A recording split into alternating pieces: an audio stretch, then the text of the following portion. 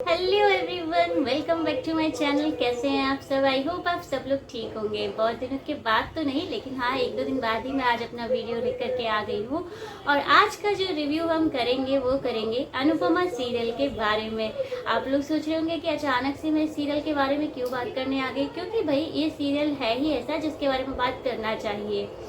तो सबसे पहले बता दूं कि ये सीरियल स्टार्ट हुआ 13 जुलाई 2020 को। हालांकि ये सीरियल स्टार्ट होने वाला था मार्च के आसपास, लेकिन तब क्या हुआ हम सबको पता है कि लॉकडाउन लग गया था। लॉकडाउन की वजह से इस सीरियल को स्टार्ट होने में बहुत टाइम लग गया। ये सीरियल की शूटिंग स्टार्ट होती उससे पहले ही लॉकडाउन लग गया, और फिर फाइनली इस सीरियल को जो है उसकी स्टार्टिंग डेट को और आगे बढ़ा दिया गया। फिर जैसे ही लॉकडाउन वगैरह खुला, ये सीरियल फिर से स्टार्ट हो गया।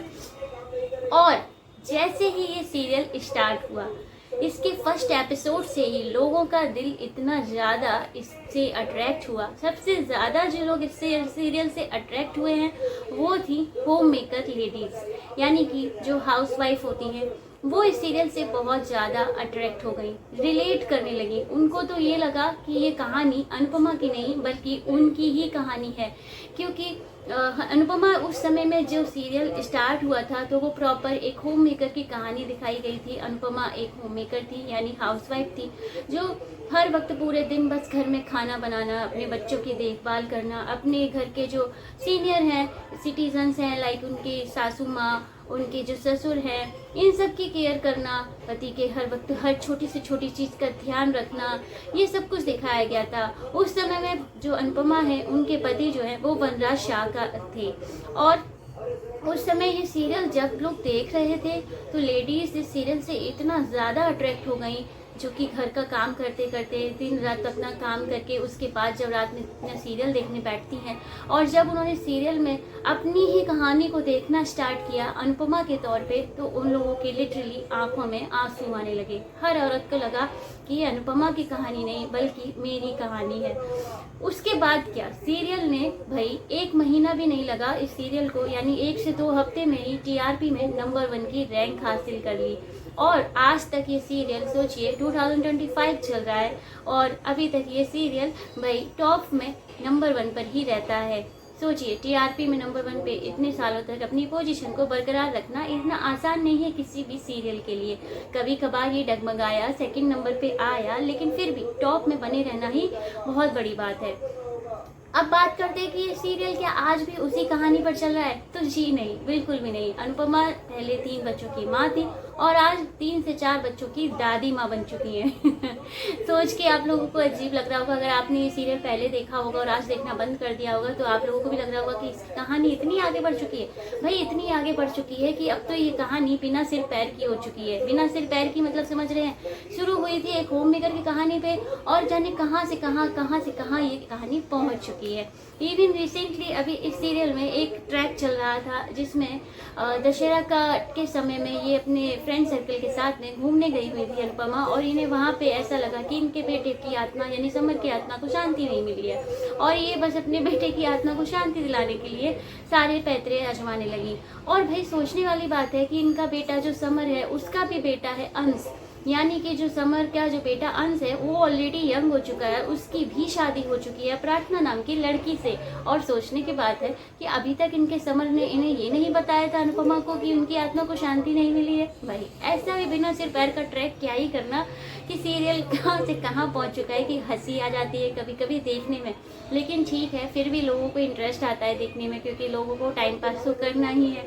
हर सीरियल में लोगों को इंटरेस्ट नहीं आता। दूसरी चीज़, अब इस सीरियल में पुरानी स्टारकास्ट आपको देखने को बहुत ही कम मिलेगी। बहुत ही कम क्या, बिल्कुल ही नाम मात्र को मिलेगी। यानी कि अनुपमा जो कि सबसे पहले सीरियल में आई थी वो आपको मिलेंगी, यानी रूपाली गांगुली इसमें मिलेंगी।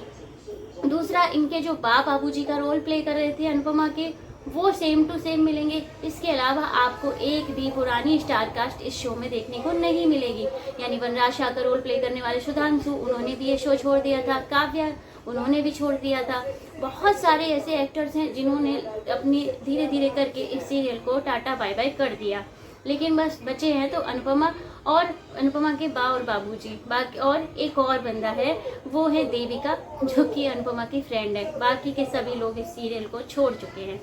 तो सोचिए कहानी कितनी ज़्यादा आगे बढ़ चुकी है, नए नए कैरेक्टर्स आ चुके हैं, लीप आ चुकी है, लीप के बाद में भी दुनिया भर की ड्रामेबाजी चलती रहती है। मुझे ऐसा लगता है कि जिस ट्रैक पे ये सीरियल स्टार्ट हुआ था आज उस ट्रैक से बिल्कुल भटक चुका है, इतना ज़्यादा भटक चुका है कि आज विश्वास ही नहीं होता कि ये वही होम मेकर की कहानी है। हालांकि जब ये सीरियल शुरू हुआ था तो बहुत इंटरेस्ट आता था इसे देखने में, क्योंकि कहानी थी ही इतनी अच्छी। एक ऐसी औरत जो कि जिसका पति वनराज शाह होकर उसे थोड़ा सा भी डांट भी दे तो तेज आवाज में बात कर ले तो वो बेचारी डर से सहम जाती थी। हालांकि जो जर्नी दिखाई थी वो बहुत ही अलग थी, एक होम मेकर के बाद धीरे धीरे करके अपने आप को आगे बढ़ाना, और आज वो अच्छी खासी बिजनेस वूमेन भी बनी, और पता नहीं कहाँ से कहाँ इस सीरियल का ट्रैक आ जाता है। लेकिन जो भी है, एक औरत को मोटिवेशन तो मिलता है सीरियल से देखने में। लेकिन इस सीरियल की एक और जो वीक पॉइंट बोलेंगे वो ये कि इस सीरियल को देखने से कभी कभी आपको ऐसा लग सकता है कि इसमें ब्रोकन मैरिजेस को बहुत ज़्यादा आगे बढ़ाया जा रहा है, क्योंकि कहीं ना कहीं धीरे धीरे दिखाया जाता है कि सबकी शादियां होती हैं तो डिवोर्स हो जाते हैं, चाहे फिर वो अनुपमा रही हो, चाहे अनुपमा की सराउंडिंग फैमिली मेंबर्स रहे हों, सबके दिखाते रहते हैं कि हाँ शादी टूटती रहती है फिर जुड़ती। तो फिर ये सीरियल के क्या ही जितना भी बोलो उतना ही कम हो जाएगा, क्योंकि बहुत ज़्यादा लंबी कहानी आ चुकी है। इतनी लंबी कहानी आगे तक कहाँ से कहाँ पहुँच चुकी है तो इसको याद रखना भी आसान नहीं है। लेकिन हाँ, एक बात तो माननी पड़ेगी कि अनुपमा से पूछना पड़ेगा कि आप आखिर ऐसा क्या खाती हैं जो आप दादी माँ की उम्र में आ चुकी हैं और आज भी आप उतनी ही यंग लगती है। सोचने वाली बात है ना। अनुपमा को कोई भी दादी तो बोलता ही नहीं है, जितने भी अनुपमा के नाती पोते हैं वो सब उन्हें अनुमा कह के बुलाते हैं। भाई हमें भी अपने आगे चल के ध्यान रखना पड़ेगा कि भाई अगर हम भी दादी बन जाएं तो हमें भी अपने जो ग्रैंड सन या ग्रैंड डॉटर है उनको कहना पड़ेगा कि बेटा हमें मेरा नाम नूतन है तो मैं भी कह दूंगी भाई मुझे नूतन माँ बुलाया करो, दादी ना बुलाया करो सोचने वाली बात है ना। आप बताइए, अनुपमा का अगर आप दिमाग लगाएं तो अनुपमा जिस एज में पहुंच चुकी हैं, उनके नाती पोते हो चुके हैं, तो अनुपमा की एज कितनी होनी चाहिए? मैक्सिमम 60 साल से तो ऊपर होनी ही चाहिए। और सोचने वाली बात है कि जो अनुपमा के जो सास ससुर दिखाए हैं, आप उनकी एज सोचिए कि कितनी हो गई होगी, जो वो भी लोग इतने जीवित दिखा रहे हैं, इतनी उनकी उम्र दिखा रहे हैं अभी तक मतलब सीरियलों को यार कैसे मतलब रोल दिखा देते हैं। भाई आज के टाइम में तो इंसान 50 साल भी पार कर ले रहा है ना, तो ये भी बहुत बड़ी बात है। लेकिन सीरियलों में पूछना पड़ेगा कि ये लोग कौन सी संजीवनी बूटी खाते हैं कि 60 साल के हो जाते हैं और फिर भी 4 5 आदमियों के साथ में अनुपमा फाइट कर लेती हैं, उनको ऐसे ऐसे करके खूब मार पीट लेती है। भाई मानना पड़ेगा, क्या खाते हो? या मतलब कोई च्यवनप्राश खाते हैं अनुपमा, और अनुपमा के जो बा और बाबूजी हैं ये लोग क्या खाते हैं? दूसरी चीज़ ये अनुपमा के जो समधी दिखाए हैं पराग कोठारी, ये लोग भाई क्या खाते हो आप लोग? हमें भी बता दो।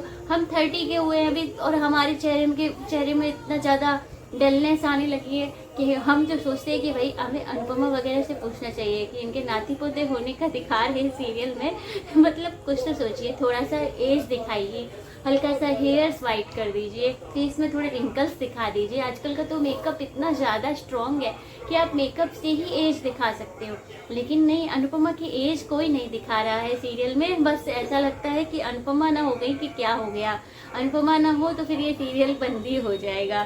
खैर मुझे तो ऐसा लगता है कि सच में सीरियल को बंद कर देना चाहिए। बहुत अच्छी कहानी थी, अच्छे से वो सीरियल चल भी चुका है। जिस स्टोरी में शुरू हुआ लोगों को उसमें इंटरेस्ट भी रहा देखने में, लेकिन अब जिस तरीके से ये सीरियल आगे बढ़ रहा है ना, मुझे ऐसा लगता है कि अब ये बहुत ज़्यादा बोर कर रहा है।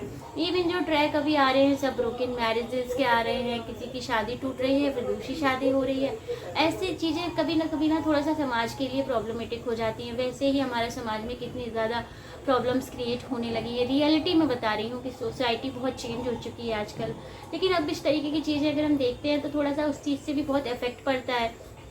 हालांकि सीरियल जब शुरू हुआ था मैंने पहले ही बताया बहुत अच्छी कहानी थी। हर होम मेकर लेडी को ऐसा लगता था कि ये तो मेरी ही कहानी है, मेरे साथ में भी ऐसे ही ट्रीट होता है, मुझे कोई अप्रिशिएशन नहीं मिलता, मैं सुबह से लेकर शाम तक रोटी सब्जी खाना पीना घर संभालना सब कुछ करूँ, उसके बावजूद मुझे कोई अप्रिशिएट नहीं करता क्योंकि मैं बाहर जाके काम नहीं करती। ये फैक्ट है। वर्किंग लेडी और जो होम मेकर लेडी होती हैं इनमें फ़र्क तो किया जाता है, इसमें कोई दो राय नहीं। हम अगर रियल लाइफ में देखें तो भी ये बात सच होती है कि जो होम मेकर होती हैं उनको उतनी अप्रिशिएशन नहीं मिलता है जितना अप्रिशिएशन एक वर्किंग लेडी को मिलता है।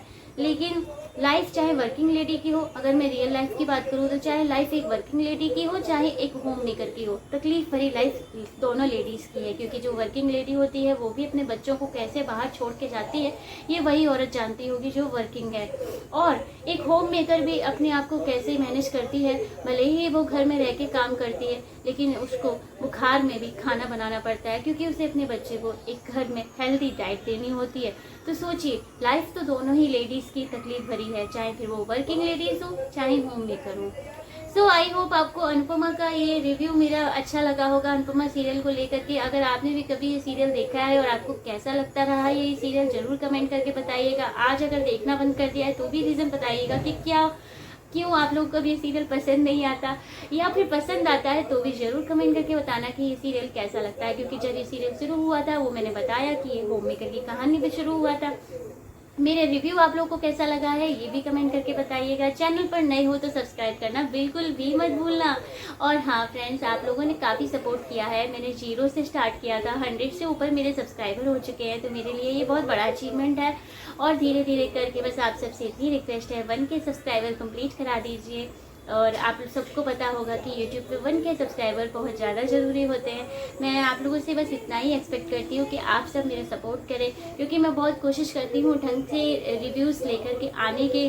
और मेरे रिव्यूज़ कैसे लगते हैं ये भी मुझे कमेंट करके ज़रूर बता दिया करिए। क्योंकि जब आप लोग कमेंट करते हैं, किसी भी वीडियो को लाइक करते हैं, तो थोड़ा सा वीडियो को आगे जाने का ग्रोथ होती है। उससे मतलब मुझे भी अपने आप में एक ऐसा लगता है कि हाँ, आप लोगों को मेरा वीडियो पसंद आया तो इंटरेस्ट आता है और आगे वीडियोस बनाने का। लेकिन जब कोई लाइक नहीं करता, कोई कमेंट नहीं करता, तो ऐसा लगता है कि शायद बस लोगों ने देख लिया लेकिन लोगों को शायद इंटरेस्ट नहीं आया मेरे चैनल पे मेरा ये वीडियो देखने में। इसलिए बस कहती हूँ कि थोड़ा सा एक कमेंट कर दिया करिए, चाहे एक स्माइल ही भेज दीजिए, अपने इमोजी कोई भी सेंड कर दिया करिए कमेंट सेक्शन में। एक कमेंट करने में आपका कुछ नहीं जाएगा, बस मुझे एक एप्रिसिएशन मिल जाएगा। जैसे जब कोई बच्चा राइटिंग करता है और अच्छा लिखता है तो उसको गुड, वेरी गुड मिलता है ना, बस मेरे लिए आपके कमेंट बिल्कुल वैसे ही है। और चाहे आपको जो भी कमेंट करना हो, बस इतनी कोशिश करिएगा कि वो भी जितनी भी कमेंट्स हों वो YouTube की कम्युनिटी गाइडलाइंस के तौर पे हों। और अपनी गाइडलाइंस को फॉलो ज़रूर करिएगा। किसी भी कमेंट को करने से पहले सोच समझ के कमेंट करिएगा।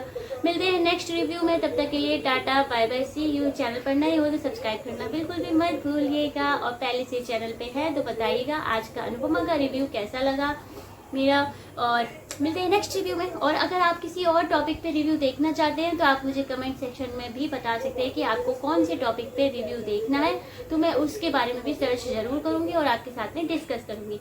और अगर आप चाहें तो बता सकते हैं, अगर आप मेरे लाइव सेशन में जुड़ना चाहते हो तो जल्दी ही मैं अपने चैनल पर लाइव भी करूँगी और लाइव में हम बात करेंगे। मिलते हैं नेक्स्ट रिव्यू में, tata, bye bye, see you.